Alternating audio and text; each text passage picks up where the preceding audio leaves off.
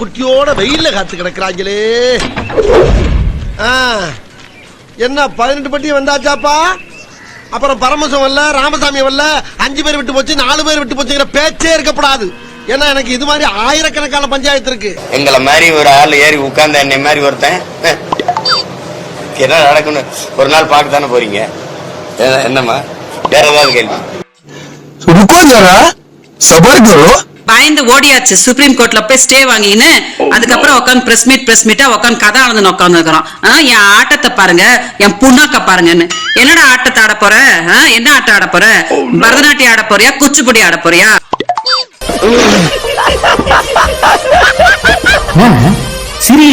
யாராவது மேல அதிகாரி ஊமத்துல எங்க இருக்கா? ஒரு கலவரத்தை வித்தியாசமா அடக்க போயிருக்காரு சொல்லு. 5வது முறையும் ஒரு கட்சி உலக அரசியல் வரலாற்றுல, இந்திய அரசியல் வரலாற்றுல, தமிழ்நாட்டு அரசியல் வரலாற்றுல தோல்வியை சந்திச்ச பிறகு 5வது முறையும் தனிச்சு நம்பிக்கையோடு மக்களை சந்திச்சு தேர்தலில் போட்டியிட போற கட்சி. அரசியல் தாங்கி தானே ஆகணும். உங்களால தாங்க முடியல, கட்சியில கல்லுங்க கல்கோரி வேலைக்கு போயிடலாம். முடியாது முடியாது. என்ன நடந்தாலும் சரி, இந்த அரசியலோட ஆழத்தை பார்க்காம நான் விட மாட்டேன்டா. நாளைக்கு போறேன் மீட்டிங். அந்த கட்சி நீங்க பாருங்க, அசாத்திய வளர்ச்சியை இந்த தேர்தலில் பெறும். நீங்க வியப்பீங்க, எப்படா இப்படி வந்தாங்கன்னு வியப்பீங்க. இவன் தான் எங்கேயோ சிரமத்தையா வாங்கியிருக்கான். இங்க வந்து வேற எவனோ வாங்கின மாதிரி அவுத்துறான் பாத்தியா? அவன் அடிச்சாலும் பரவாயில்லையா, போன வர சின்ன பிள்ளைல விட்டு இவனை அடிச்சு பழகிக்கணும் ரசிக்கப்பட்டிருக்கீங்க நீங்க. நான் வந்து இதுவரை தோற்றுருக்கேன். யாருக்கிட்டேன்னு சொல்லுங்க. எங்க அம்மா அப்பாட்ட, என் அண்ணன் தம்பிகிட்ட, என் அக்கா தங்கச்சி, எந்த மக்களுக்காக அங்கிருந்து வந்தனோ அந்த மக்களால தோற்கடிக்கப்பட்டிருக்கேன். I know. What, yeah? I know. I am your best friend. Okay, okay, okay. Next, என் தோல்வி என்னதில்லை, என் மக்களோடது. என் வெற்றியும் எங்களது இல்ல, என் மக்களோடது. நாம் தமிழர் கட்சியின் வெற்றி என்பது நாம் தமிழர் கட்சியின் வெற்றி இல்ல, நாங்கள் பிறந்த பெருமைமிக்க தமிழ் பேரினத்தின் வெற்றி. பச்சை தண்ணியை குடிச்சுட்டு பல்லு குத்துற வேலையெல்லாம் விடுங்கடா. 2 வெளியில் இருந்தால் பல்லக்கில் ஏற்றி மாலை, தோல் இருந்தால் பானையில் ஏற்றி மாலை. அது எது இப்படி பார்த்தாலும் மாலைகள். டேய் என்னடா ஷிஃப்ட் போட்டு வந்து முடிக்கிறீங்க? யோ, உன்னை ஒரு பெரிய மனுஷன் நினைச்சுதான் உங்ககிட்ட நேரத்தை பேசினேன். இவ்வளவு கேவலமா நடந்துக்கிற. எனக்கு மறுபடியும் போதை ஆயிடுச்சு. அது ஒரு நீங்க இப்ப கேக்குறீங்க, எங்க காலத்துக்குள்ள சொல்லுவேன். செத்துட்டு ஜெயிச்சுட்டு வரல, செத்து போன்னு சொல்றது என் தம்பி தங்கி கிட்ட நான் உரிமையோட சொல்லுவேன். இதெல்லாம் எங்களுக்குள்ள ஒரு என்டர்டைன்மெண்ட்டுங்க. என்டர்டைன்மெண்டா? கான்ஸ்டபிள், இவனுக்கு எல்லாரையும் கூட்டி போய் நீங்க டூ ஆர் டை செய், இல்லைன்னா செத்து மடி, அத தத்துவம்னு பேசுறீங்க. அதே நான் என் தம்பி தங்கச்சிகிட்ட எங்க பிள்ளைகள்கிட்ட சொன்னா அதை அப்படிதான் பேசுறாரு. அது உனக்கு பிரச்சனையா?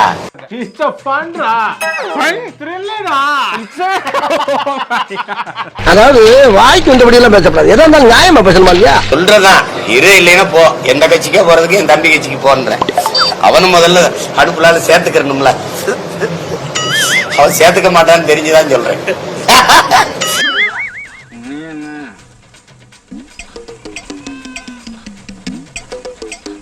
அதெல்லாம் வேணாங்க, எங்க அண்ணனே அந்த பாடுபடுத்திருக்கியே, என்ன பாடுபடுத்தியில போகட்டுவான். சும்மா சொல்றதுதான், செல்லமா சொல்றதுதான். காமெடி கோவம் வரா மாதிரி காமெடி பண்ணாத. உலக நாடுகள், உலகில 20 நாடுகள் எதிர்த்து சண்டை பிடிச்ச போது எந்த நாட்டு படையின் துணையும் இல்லாம தன் நாட்டு மக்களை தனியே படையா கட்டி சண்டை போட்ட தலைவனின் பிள்ளை நானு. பெரிய லாடு மாதிரி பேசுகிற, எங்கெல்லாம் பார்த்தா மாதிரி தெரியுதா உனக்கு? எனக்கு வந்து இந்த அவனை சேர்த்துக்க இவனை சேர்த்துக்கல, என்னோட என் தலைமை ஏற்று எனக்கு ஒரு தலைவன், எனக்கு ஒரு தத்துவம், எனக்கு ஒரு கனவு, எனக்கு ஒரு நோக்கம் இது இருக்கு. எனக்கு என் மொழி இனத்தை முன்னிறுத்தி கட்டமைக்கப்படுகிற அரசியல். ஏன்னா மூக்கு புடப்பா இருந்தா சில நேரத்துல இப்படி எல்லாம் யோசிக்க தோணும் கொஞ்சம்.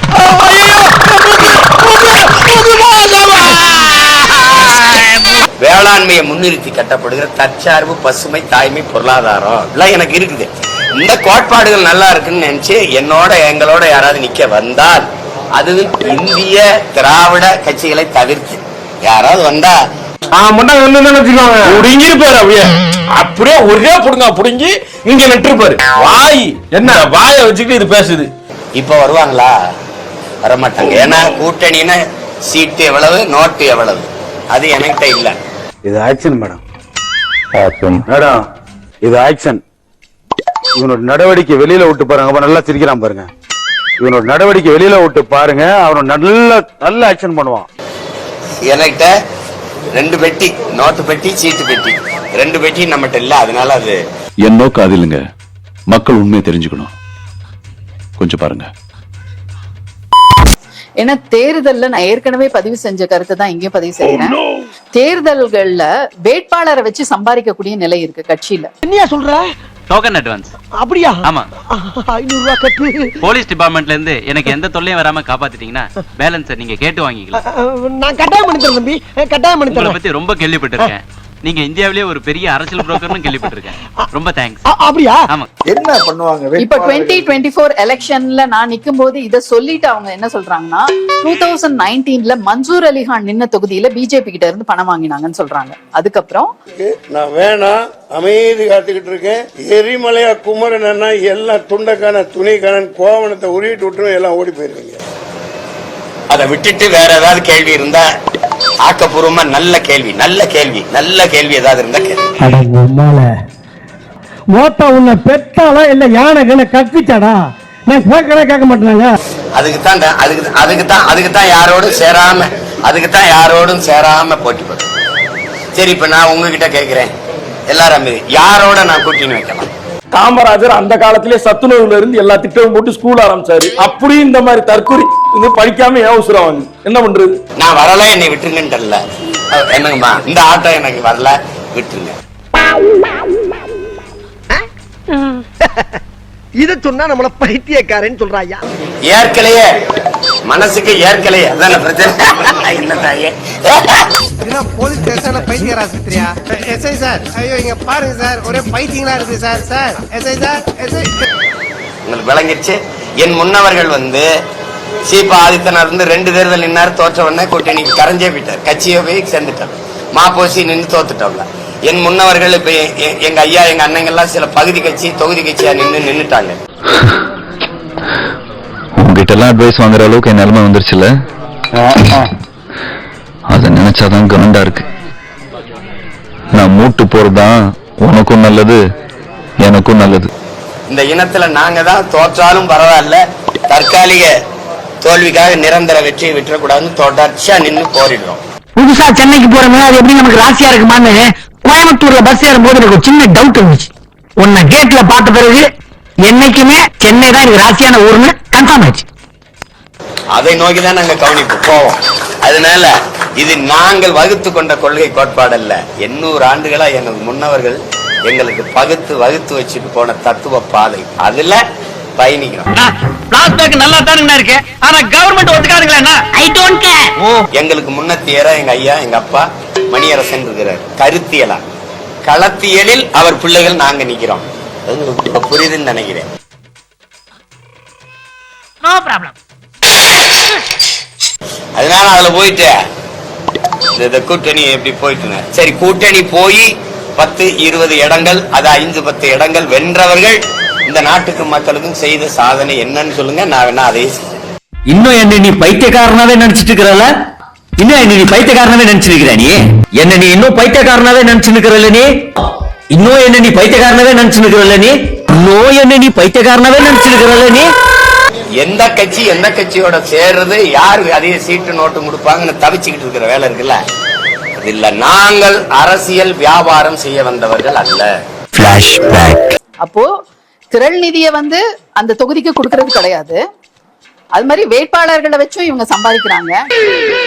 முடியாதுப்பா, உன் கூட குடும்பம் நடத்த நம்மளால முடியாது. இந்த ஆட்டோ கூட நீ வச்சுக்க, நான் குதிரை வண்டி ஓட்டியாவது பொழைச்சுக்கிறேன். சப்பா எம்மாடி.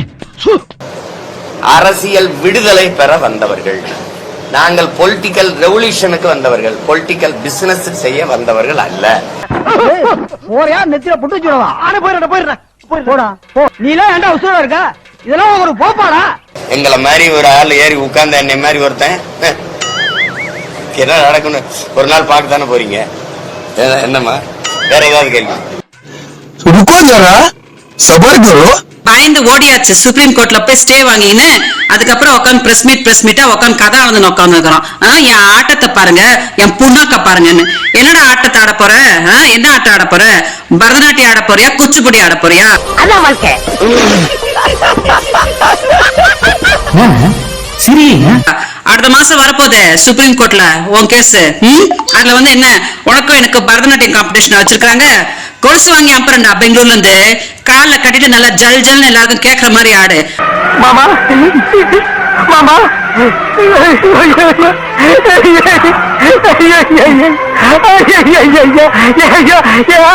தெரியுது.